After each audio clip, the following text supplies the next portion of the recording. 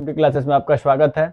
आइए आज हम क्लास 12th के लिए जो भी इम्पोर्टेंट अभिक्रिया हैं जो लगभग 4 नंबर में पूछी जाती हैं, नेमिंग इसको कह सकते हैं आप लोग, नेमिंग अभिक्रिया यानी नाम वाले अभिक्रियाओं का, उसके बारे में हम आपको बताने वाले हैं। जो भी इम्पोर्टेंट, अभी तो मैंने इसमें 5 ही लिया है, अभी आगे मैं इस तरह थोड़े थोड़े करके यानी 5, 10, 15 करके इस तरह पढ़ाने वाला। मुख्यतः अगर मान के चलें तो लगभग 20 के आसपास है। और क्लास स्टार्ट करने से पहले सबसे पहले मैं आपको ये बधाई देना चाहता हूँ कि 2025 के लिए नव वर्ष की हार्दिक शुभकामनाएं आप सभी को। और मैं इसको एकदम छोटे छोटे भागों में एक एक करके सभी अभिक्रियाओं को पढ़ाने वाला हूँ। तो इसमें सबसे पहला अभिक्रिया है और मेरा टारगेट है यानी कि 95 प्लस जो है केमिस्ट्री में लाने का ये टारगेट है। यानी हर सब्जेक्ट है लेकिन केमिस्ट्री जो जिस सब्जेक्ट आप पढ़ेंगे उसमें 95 प्लस लाने का हम लोग का टारगेट है 2025 में।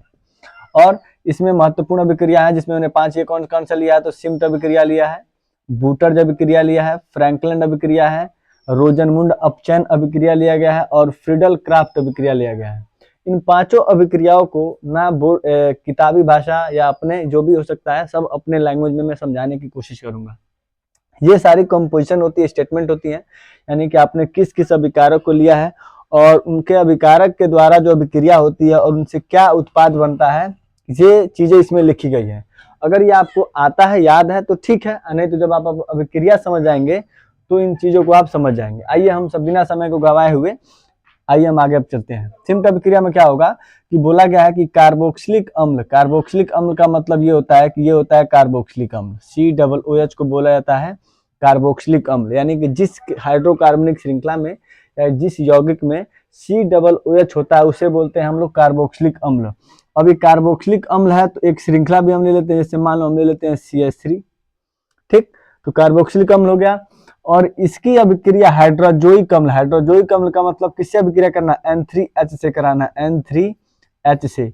और जब N3H के साथ कराएंगे और उसके बाद अभिक्रिया कराना और किसकी उपस्थिति में, और जब भी स्टेटमेंट में जब उपस्थिति बोला जाए तो उपस्थिति का मतलब कि तीर के ऊपर की बात की जा रही है, और उपस्थिति का मतलब कि उत्प्रेरक, उत्प्रेरक का जो कार्य होता है वो अभिक्रिया को मंद करना या तीव्र करना। मंद मतलब धीरा और तीव्र मतलब तेज, यानी अभिक्रिया को अगर तेज या धीरा करना है तो उसके लिए उत्प्रेरक की आवश्यकता होती है। 0 डिग्री सेल्सियस के गर्म करते हैं, N3H से अभिक्रिया करते हैं तो क्या प्राप्त होता है, तो प्राप्त ये होता है, आप N3H को ऐसे भी तोड़ सकते हैं या ऐसे इसको तोड़ दीजिए। N3H को मैं ऐसे तोड़ देता हूं, N, N2 और H, N3H को, तो इसमें से क्या क्या निकलेगा, तो इसमें से निकलेगा CO2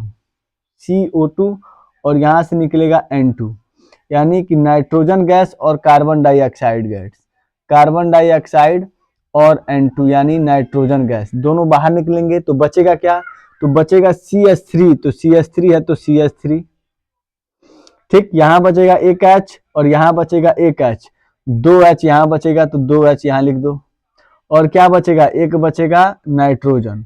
तो ये क्या बन चुका है, वो है एमीन समूह, और ये एमीन का समूह है और इसी के साथ एक श्रृंखला लगा, तो इसका नाम क्या हो जाएगा, तो इसका नाम हो जाएगा मेथिल एमीन, मेथिल एमीन। अब इसका आप इसी चीज को, यानी जो जो ये काम हुआ है इसी चीज को इसको हिंदी में लिखा गया, कैसे, यानी कि कार्बोक्सिलिक अम्ल की अभिक्रिया जब हाइड्रोजोइक अम्ल के साथ कराते हैं किसकी उपस्थिति में, तो H2SO4 की उपस्थिति में, तो मेथिल एमीन प्राप्त होता है, ठीक। उसी तरह ये पहला अभिक्रिया हो गया। अब मैं आता हूं दूसरे वाले अभिक्रिया में। दूसरे वाले अभिक्रिया में जब आऊंगा दूसरे वाले अभिक्रिया में, तो दूसरा आपका अभिक्रिया है बूटर्ज अभिक्रिया। और बूटर्ज अभिक्रिया में आपको क्या करना है कि बूटर्ज अभिक्रिया में मैं अब लेता हूं दूसरा अभिक्रिया आपका बूटर्ज अभिक्रिया, और अब दूसरा आ गया आपका बूटर्ज अभिक्रिया। तो बूटर्ज अभिक्रिया भी बहुत आसान है, यानी सिम्ट अभिक्रिया आपको हो सकता है कि समझ में आया होगा। और मेरे चैनल पे आप पहली बार अगर हैं, विजिट किए हैं, तो मेरे चैनल को सब्सक्राइब कीजिएगा और सब्सक्राइब करने के बाद दोस्तों में शेयर कीजिए और लाइक कीजिएगा। और कमेंट बॉक्स में आप जरूर बताएंगे कि मेरी क्लास आपको कैसी अच्छी लग रही है, अच्छी लग रही है, बेकार लग रही है, जो भी होगा फीडबैक आप दे सकते हैं। बूटर्ज अभिक्रिया में अब क्या होगा कि वो जो हिंदी है उस हिंदी को मैंने क्या किया कि अब पहले मैंने आपको समझा ही दिया है कि जो अभिक्रिया में हो रहा है, अभिकारक अभिक्रिया करके जो उत्पाद बना रहे उसी चीज को मैं लिख रहा हूं। तो मैंने बूटर्ज अभिक्रिया को लिखना क्या किया, उसको बंद कर दिया। आप सीधे आपको रिएक्शन समझाऊंगा और रिएक्शन में जो किया गया है उसी को हमको क्या करना, हिंदी में लिखना होता है। तो बूटर्ज अभिक्रिया में क्या होता है कि एल्किल हैलाइड लेते हैं। अब आपके दिमाग में आता होगा कि एल्किल होता है CH3 और हैलाइड का मतलब कि एक हैलोजन वर्ग का सदस्य होना चाहिए। तो जो बूटर जब क्रिया में होते हैं वो एल्किल हैलाइडों की संख्या होती है 2, यानी कि आप जो भी चाहेंगे इनकी संख्या, यानी ये श्रृंखला बड़ी भी रख सकते हैं। श्रृंखला का मतलब यहाँ एक कार्बन मैंने रखा है, आप चाहेंगे तो 2 कार्बन भी रख सकते हैं। और हैलाइड की जगह पे यानी हैलोजन वर्ग में क्लोरीन, ब्रोमीन, आयोडीन, फ्लोरीन कुछ भी रख सकते हैं। और इनकी अभिक्रिया हम लोग कराते हैं किसके साथ, तो सोडियम के साथ। और किसकी उपस्थिति में, तो उपस्थिति होती है ईथर की। ठीक, तो अब इसी चीज को आप क्या लिखेंगे, अब इसी को लिखा जाता है हिंदी में कि एल्किल हैलाइड की अभिक्रिया, या आप ऐसे भी लिख सकते हैं कि 2 एल्किल हैलाइडों की अभिक्रिया किसके साथ, सोडियम धातु के साथ कराने पर किसकी उपस्थिति में, ईथर की। यानी कि एल्किल हैलाइड की अभिक्रिया ईथर की उपस्थिति में सोडियम धातु के साथ कराने पर अब जो उत्पाद बनेगा उसका नाम लिख देंगे, बस सिंपल है।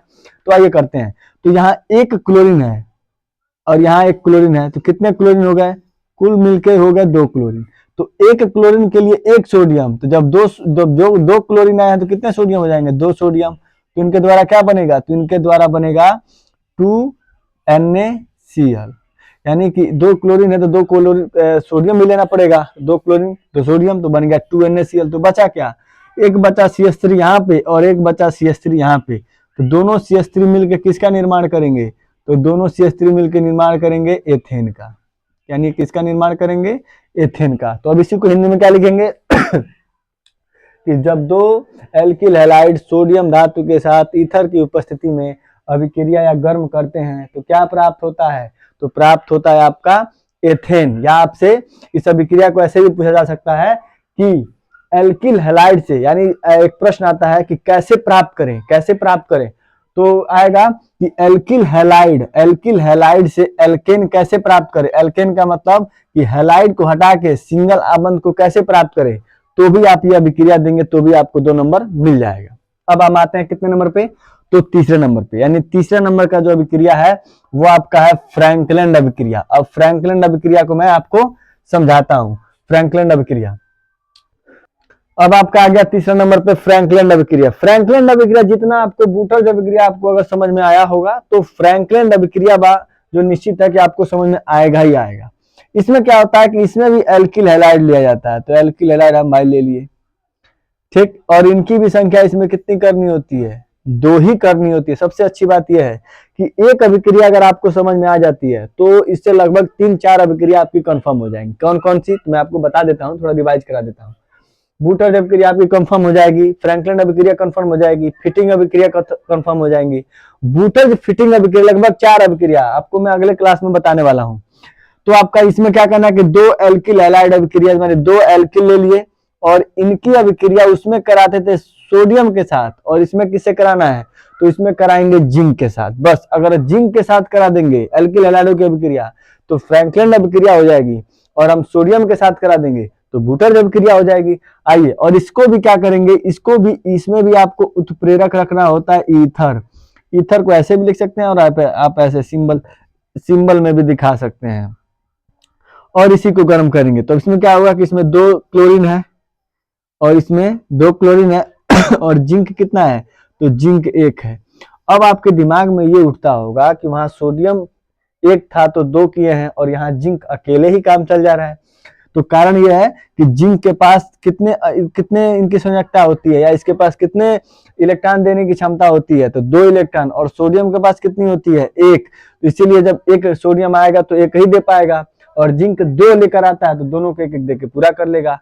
तो क्या निकालेगा, तो निकालेगा ZnCl2, और ZnCl2 का सूत्र होता है जिंक क्लोराइड। बचेगा क्या, तो बचेगा उसी तरह जैसे बूटर अभिक्रिया में बचा था CH3 और CH3। इसी चीज को आप कैसे लिखेंगे, तो इसी चीज को लिखा जाएगा कि जब 2 एल्किल हैलाइड जिंक के साथ ईथर की उपस्थिति में जब हम गर्म करते हैं या अभिक्रिया कराते हैं तो क्या प्राप्त होता है, तो वो प्राप्त होता है आपका एथेन। सिंपल। उसके बाद हम आते हैं अब चौथे नंबर पे। चौथा नंबर जो आपका अभिक्रिया है रोजनमुंड अभिक्रिया, वो बहुत ही इंपॉर्टेंट अभिक्रिया है। तो चौथा आपका अभिक्रिया, अब हम आ गए हैं चौथे अभिक्रिया पे, जिसको बोला जाता है रोजनमुंड अपचयन अभिक्रिया। इसके नाम से ही पता चल रहा है कि इसके में क्या करना है। हो सकता है कि आपका रोजनमुंड का मतलब ना, लेकिन अपचयन का मतलब आप अगर पढ़ते होंगे तो समझ में आता होगा कि अपचयन का मतलब होता है हाइड्रोजन का जुड़ना। यानी हाइड्रोजन जब आके अभिक्रिया करेगा या अपचयन होगा यानी जुड़ेगा, तो उसे कहा जाएगा कि अपचयन वाली अभिक्रिया। इसमें क्या होता है कि इसमें लेते हैं एसिटिल क्लोराइड को, एसिटिल क्लोराइड का सूत्र होता है CH3COCl, और हम अपचयन का मतलब कि इसकी अभिक्रिया करानी है हाइड्रोजन से, हाइड्रोजन से अभिक्रिया कराएंगे किसके उपस्थिति में, तो लेड और बेरियम सल्फेट की उपस्थिति में क्या करेंगे, तो गर्म करेंगे। ये उत्प्रेरक है। आपको कुछ रासायनिक अभिक्रियाओं के जो उत्प्रेरक है वो याद होने चाहिए, उनको याद नहीं करेंगे तो आपको हो सकता है कि नंबर आगे चल के कट जाए। तो H2 यानी हाइड्रोजन से अभिक्रिया कराएंगे, तो हाइड्रोजन से अभिक्रिया कराएंगे तो इनकी संख्या हम कितनी करेंगे, तो इनकी संख्या हम कर देते हैं, ऐसे करते हैं, इसको दिखा देते हैं 2, H2 को मैंने ऐसे तोड़ दिया है। अब आपके दिमाग में ये आता होगा, मैं इसको भी समझा देता हूं कि सोडियम 1 था और यहाँ H2 अपने मन से कितना कर दी है 2, ये कैसे, तो देखिए जो धातु होते हैं, यानी कि जो धातु होते हैं वो आपके एक परमाणुक होते हैं, यानी जिन पे धनायन चार्ज होता है, यानी जो धातु होते हैं वो सभी एक परमाणुक भी आ सकते हैं, 2 परमाणुक भी आ सकते हैं, वो अकेले रहेंगे तो भी उनका अस्तित्व बना रहेगा। लेकिन जो गैस होते हैं जैसे hydrogen gas, nitrogen gas, oxygen gas, ये सारे जो धातुएं हैं वो हमेशा 2 की संख्या में आए, यानी वे द्विपरमाणुक होते हैं। जब तक उनकी संख्या 2 नहीं करेंगे तब तक वो अस्थायी नहीं होंगे, इसीलिए मैंने हाइड्रोजन को 2 लिया है। इसमें से क्या क्या निकलेगा, तो इसमें से निकलेगा Cl और यहाँ से निकलेगा H, यानी ये दोनों अभिक्रिया कराएंगे तो क्या बनेगा, तो ये बनेगा HCl यानी हाइड्रोजन क्लोराइड। तो बचेगा क्या, तो बचेगा यहाँ पे CH3, यहाँ बचेगा C, और क्या बचा है O और H, OH मिलके क्या बनाएगा CHO, और इसको क्या बोला जाता है, तो इसको बोला जाता है एल्डिहाइड। तो इस किस चीज का सूत्र है, तो ये हो जाएगा एथेनल, एथेनल कह सकते हैं, या इसका सामान्य नाम होता है एसिटल्डिहाइड। उसके बाद से अब हम आते हैं, अब इसी चीज को चाहेंगे तो आप हिंदी में क्या लिखेंगे, तो इसको हिंदी में लिखा जाएगा कि जब एसिटिल क्लोराइड की अभिक्रिया का अपचयन करेंगे, या इसको आप बोल सकते हैं कि एसिटिल क्लोराइड की अभिक्रिया हाइड्रोजन के साथ लेड तथा बेरियम सल्फेट की उपस्थिति में जब गर्म किया जाता है तो एसिटल्डिहाइड प्राप्त होता है। ठीक, अब हम आते हैं कौन सा अभिक्रिया पे, तो अंतिम अभिक्रिया आपका फ्रीडल क्राफ्ट अभिक्रिया। अब मैं फ्रीडल क्राफ्ट अभिक्रिया को समझाने वाला हूं। अब इसमें आपको आपका अगला जो है, जो मेरे हिसाब से क्या इसी के हिसाब से क्लास में सबसे आखिरी जो टॉपिक है वो आपका फ्रीडल क्राफ्ट अभिक्रिया। अब फ्रीडल क्राफ्ट अभिक्रिया में इसमें क्या होता है कि आप फ्रीडल क्राफ्ट अभिक्रिया उसमें फिनाइलों का भी होता है और बेंजीन का भी होता है।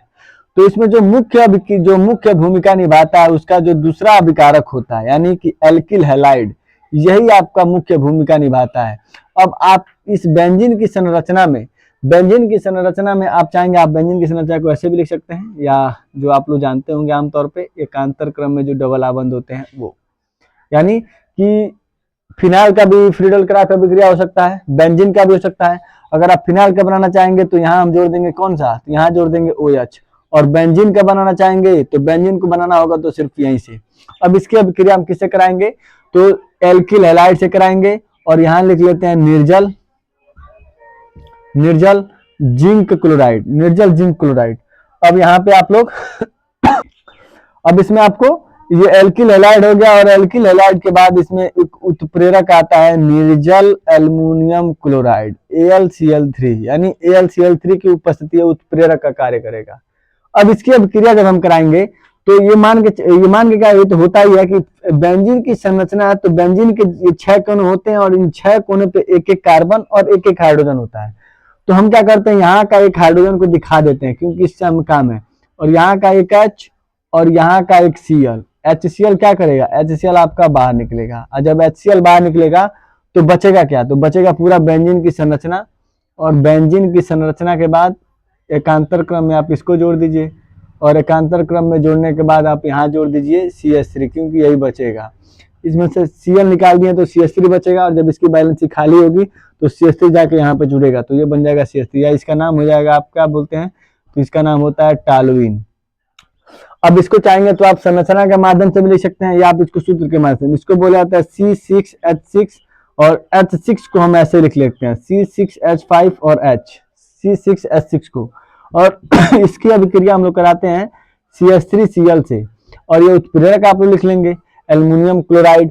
अब एल्युमिनियम क्लोराइड से करेंगे तो ये H और ये आपका Cl, HCl क्या हो जाएगा, तो बाहर निकल जाएगा, बचेगा क्या, तो C6H5CH3, तो ये हो गया संरचना के माध्यम से, और ये आपका हो गया सूत्र के माध्यम से। दोनों करेंगे, दोनों पे नंबर मिलेगा।